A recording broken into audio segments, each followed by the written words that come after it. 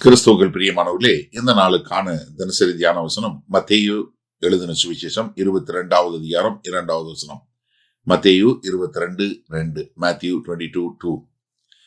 பரலோக ராஜ்யம் தன் குமாரனுக்கு கல்யாணம் செய்த ஒரு ராஜாவுக்கு ஒப்பாய் இருந்தது. அதாவது கர்த்தர் சொன்ன ஒரு ஓமானத்துல ரொம்ப அழகானது, அதே சமயத்துல ஒரு கடுமையான ஒரு ஓமானம் சொல்லலாம். இந்த காரணம் என்னன்னா, இந்த ஓமானம் கர்த்தருடைய இருதயம் எப்படிப்பட்டது என்பதை நமக்கு மிக தெளிவாக காட்டுகிறது. அதே மாதிரி தேவனுடைய ராஜ்யத்துல எவ்வளவு சந்தோஷம் இருக்கு அப்படிங்கிறத காட்டுகிறது. யாரெல்லாம் இதை நிராகரிக்கிறாங்களோ அவங்களுக்கு நேரப்போகிற ஒரு கொடுமையான காரியத்தை நம்ம காட்டக்கூடியதா இருக்கு. அப்ப ஆரம்பிக்கும் போது என்ன சொல்றாரு? பரலோக ராஜ்யம் எதுக்கு ஒப்பாய் இருக்கு? பரலோக ராஜ்யம் என்ன? தேவன் சொல்லுங்க, கர்த்தராகிய இயேசு கிறிஸ்து சொல்லும் போது இது ஒரு பொலிட்டிக்கல், ஒரு அரசியல் சார்ந்த ராஜ்யம் கிடையாது. இல்ல இது ஒரு கோட்பாடுல உள்ளது கிடையாது. இது கர்த்தர் ஆளுகை செய்யக்கூடிய, கர்த்தருடைய சந்தோஷம், கர்த்தருடைய இருதயத்துல உள்ள ஒரு காரியத்தை சொல்றாரு. ஏன்னா நீங்க மத்தேயு 13வது அதிகாரத்துல பரலோக ராஜ்யம் சொல்லும் போது அது ஒரு பொக்கிஷத்துக்கு சமமா இருக்கு. அது ஒரு விதைக்கு சமமா இருக்கு. ஒரு முத்துக்கு ஒப்பாய் இருக்கிறது, ஒரு வலைக்கு ஒப்பாய் இருக்கிறது என்று சொல்லக்கூடிய ஒரு காரியத்தை கர்த்தர் நமக்கு ஏற்கனவே சொல்லி கொடுத்திருக்கிறாரு. அப்ப பரலோக ராஜ்யங்கிறது என்ன? ஐயோ அல்லேலியா அல்லேலியான்னு சொல்லிட்டு எல்லாம் கஷ்டப்படுறது இல்ல. மாறாக இது சந்தோஷமும் சமாதானமும் உள்ள நல்ல ஒரு ராஜ்யம் என்று சொல்லக்கூடியதாக. அப்ப பரலோக ராஜ்யம் ஒரு ராஜாவுக்கு, யாரு? தன் குமாரனுக்கு கல்யாணம் செய்கிற ராஜாவுக்கு. அப்ப பிதாவாகிய தேவன் தான் இங்க இந்த ராஜாவா இருக்கிறார் என்று சொல்லக்கூடியதாக. இந்த ராஜா என்ன பண்றாரு? அவர் தான் தேவன். அவர் என்ன பண்றாரு? அவர் தான் எல்லாத்தையும் ஆயத்தப்படுத்துறாரு. அவர் தான் அழைக்கிறாரு. அவர் தான் ஆளுகள் அனுப்புறாரு. அவர் தான் காத்து கொண்டு இருக்கிறார் என்று சொல்லக்கூடியதாக. அப்ப இவர் என்னன்னா, இந்த ராஜா அவரே எல்லாவற்றிலும் தான் முன்னிருந்து இந்த எல்லாத்தையும் செய்யக்கூடிய ஒருவராய் இருக்கிறத பார்க்கிறோம். சங்கீதம் 47 7 8வது வசனத்தை பார்க்கிறோம். எப்படி கர்த்தர் தான், தேவன் தான் எல்லா இந்த பூமியில இருக்கிற எல்லாத்துக்கும் ராஜாவா இருக்கிறார் என்று சொல்லக்கூடியதா. ஏசாயா 25:6 பார்க்கிறோம்.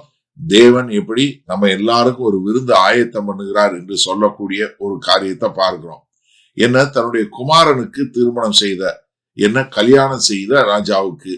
அப்ப இங்க ஒரு கர்த்தர் ஒரு ரட்சிப்பை குறித்து சொல்லும் போது அவர் ஒரு நீதிமன்றம் மாதிரியோ, இல்ல அத ஒரு யுத்தம் நடக்கிறது போலயோ, இல்ல ஒரு பள்ளிக்கூடத்துல சொல்லி கொடுக்கிற மாதிரி சொல்லாம இங்க என்ன சொல்றாரு? ஒரு கல்யாணம். கல்யாணம்னா என்ன? சந்தோஷம், ஒரு உடன்படிக்கையில வரக்கூடியது, எல்லாரும் சேர்ந்து கொண்டாடக்கூடியது, ஒரு 2 பேரும் ஒரு அந்யோன்யமாக இருக்கக்கூடிய ஒரு காரியம். ஏன்னா ஓசியா 2வது அதிகாரம் 19-20 பார்க்கிறோம். தேவன் என்ன தன்னுடைய பிள்ளைகளோடு அவர் கல்யாணம் நிச்சயம் பண்ணி இருக்கிறார் என்று சொல்லக்கூடிய ஒரு காரியத்தை பார்க்கிறோம். எபேசியர் 5வது அதிகாரம் 25-32 வரை உள்ள வசனங்கள்ல கிறிஸ்துவுக்கும் சபைக்கும் உள்ள காரியத்தை சொல்லும் போது மணப்பெண் மணவாட்டி என்று சொல்லக்கூடிய மணவாட்டிங்கிறத பார்க்கிறோம். அவர் தன்னுடைய குமாரனாகி கிறிஸ்துவுக்கு, ஏன்னா அந்த ராஜ்யம் கிறிஸ்துவை மையப்படுத்தியது, நம்முடைய ரட்சிப்பு கிறிஸ்துவை மையப்படுத்தியது, இந்த விருந்து கிறிஸ்துவை மையப்படுத்தியது, இந்த அழைப்பும் கிறிஸ்துவை மத்தியப்படுத்தியது. அதனாலதான் யோவான் ஸ்நானகன் சொல்லும் என்ன சொல்றாரு?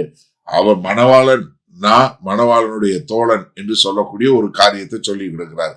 சரி, இந்த நாள்ல இந்த வசனத்தை நம்ம எப்படி எடுத்துக்கொள்வது? அதாவது இங்க தேவன் ஒரு ராஜாவாக இருந்து தம்முடைய குமாரனாகி கிறிஸ்துவுக்கு கல்யாணம் செய்யக்கூடியது. அப்ப நம்ம யாரு? ஒரு மணவாட்டியாக இருக்கிறோம். இதுல இன்னொரு முக்கியமான காரியம் நான் உங்களுக்கு சொல்ல விரும்புறேன். நன்றாக தெரிஞ்சு கொள்ளுங்க. பரலோக ராஜ்யங்கிறது என்னமோ ரொம்ப டல்லா போர் அடிக்கிற மாதிரியே நிறைய பேர் நினைக்கிறாங்க. ஏன்னா ஒரு சிலர் என்ன ரட்சிக்கப்பட்ட உடனே அதுக்கப்புறம் அவங்க சிரிக்கிறது இல்ல, அவங்க ஒரு சந்தோஷமா இருக்கிறது இல்ல, எப்ப பாரு ஒரே சீரியஸா இருக்கக்கூடிய ஒரு மக்களா இருக்கிறாங்க. அப்படி கிடையவே கிடையாது.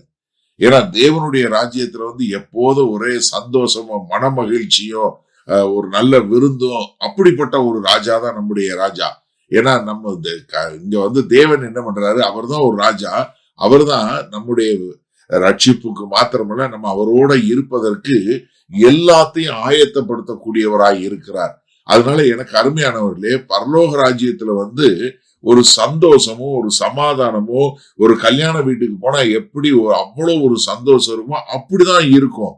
அதனால நீங்க இந்த ரட்சிப்புங்கிறத ஒரு சந்தோஷமா, ஒரு சமாதானமா, ஒரு நல்ல ஒரு கொண்டாட்டமா பாருங்க. அத என்னவா பார்க்காதீங்க, ஒரு கடமையா, ஒரு நல்ல என்னடா செய்யுது அப்படின்னு நினைக்காதீங்க.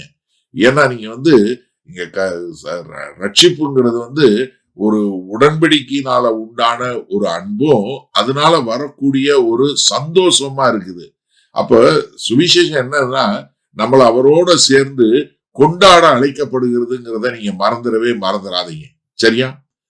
வல்ல பிதாவே, இது அருமையான நல்ல நாளுக்காய் நன்றி. ஆமாண்டவரே, எங்களுடைய ரட்சிப்பு ஒரு உடன்படிக்கையினால உண்டான அன்போ, அதனால வரக்கூடிய சந்தோஷமும் சமாதானமும் என்பதை புரிந்து கொண்டோம். அதனால நாங்க மனம் மகிழ்ச்சியாய் உம்முடைய ரட்சிப்பை கொண்டாடி கர்த்தராகிய இயேசு கிறிஸ்து மூலமாய் நாங்கள் எப்போதும் சமாதானமாய் வாழப்போகிறோம் என்கிற ஒரு சந்தோஷத்தோடு வாழ எங்களை அர்ப்பணிக்கிறோம். இயேசு கிறிஸ்துவின் மூலம் பிதாவே, ஆமேன். கர்த்தர் உங்களை ஆசீர்வதிப்பாராக. நாம் இன்று மாலை மண்ணால சந்திப்போம்.